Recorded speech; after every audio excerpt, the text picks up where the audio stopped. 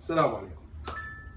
سالفين قبل بهالموضوع وحاكين بهالسالفه خل التفاح العضوي انتشار كلش فظيع.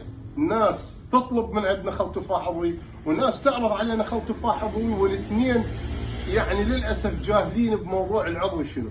يا اخوان، الخل العضوي او اي ماده عضويه هي منتجه من زراعه غير معرضه لمبيد وغير معرضه لاسمده كيميائيه. بعد من تنتج باواني زجاجيه بدون اي تاثيرات خارجيه. هذا الموضوع احنا ما ممكن نحرزه في خل التفاح ولا حتى في العسل، لانه يعني هذا الموضوع خيال، يعني ما اتصور ممكن انه نحرزه.